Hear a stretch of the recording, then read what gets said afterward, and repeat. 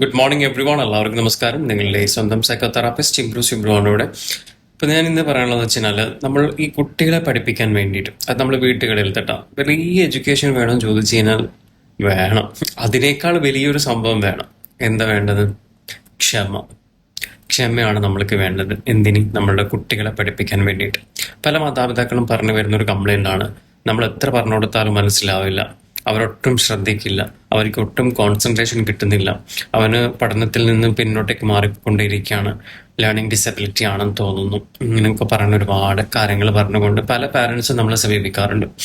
അപ്പോൾ ഞാൻ പലപ്പോഴും നമ്മൾ ഇവരെങ്ങനെ വാല്യുവേഷൻ ചെയ്യുന്ന സമയത്ത്, നമ്മൾ ഇതിനെക്കുറിച്ച് സ്റ്റഡി നടക്കുന്ന സമയത്ത് നമുക്ക് മനസ്സിലാക്കാൻ പറ്റുന്ന ഒരു കാര്യം, കുട്ടിക്കല്ല പ്രശ്നം, ആ പാരൻസിനാണ് പ്രശ്നം എന്നുള്ളത്. എന്താണ് പ്രശ്നം എന്ന് വെച്ച് കഴിഞ്ഞാൽ ഇവർക്ക് ഒട്ടും ക്ഷമ ഉണ്ടാവില്ല. ഇവർ ഒന്നോ രണ്ടോ പ്രാവശ്യം കുട്ടിക്ക് പറഞ്ഞു കൊടുക്കും. കുട്ടികൾ പൊതുവെ, മോസ്റ്റ് ഓഫ് ദ കുട്ടികൾക്കും പൊതുവെ ഈ പഠിക്കുക എന്ന് പറയുന്നത് വലിയൊരു ഇഷ്ടമുള്ള കാര്യമൊന്നുമില്ല. അവർക്കൊരു അലസത മനോഭാവം എല്ലാ കുട്ടികളിലും കാണപ്പെടുന്ന ഒരു സംഭവമാണ് സ്റ്റാർട്ടിങ്ങിൽ പഠിക്കുന്ന സമയത്ത്. അപ്പം അതുകൊണ്ട് അത് നമ്മൾ മനസ്സിലാക്കുക, ഉൾക്കൊള്ളുക. എന്നിട്ട് അവർക്ക് 1000 പ്രാവശ്യം പറഞ്ഞു കൊടുക്കേണ്ട കാര്യമാണെങ്കിൽ 1000 പ്രാവശ്യം പറഞ്ഞു കൊടുക്കുക. നമ്മളൊരു കാര്യം പറഞ്ഞു കൊടുത്ത് കുട്ടിക്ക് മനസ്സിലാവുന്നില്ലെങ്കിൽ നമ്മളുടെ ബോഡി ലാംഗ്വേജസ് മാറി തുടങ്ങും, നമ്മളുടെ സൗണ്ടുകൾ മാറി തുടങ്ങും. അത് കുട്ടികളിൽ ഇറിറ്റേറ്റഡ് ആവും. അവർക്ക് ആംഗ്രിനെസ്സിന്റെ ഹോർമോൺസ് ഡെവലപ്പ് ചെയ്യാൻ തുടങ്ങും. പിന്നെ അവർ കുട്ടി ഒട്ടും ശ്രദ്ധിക്കാത്ത ഒരു അവസ്ഥയിലേക്ക് മാറി തുടങ്ങും. ഇതൊക്കെയാണ് ഇതിന്റെ സത്യം.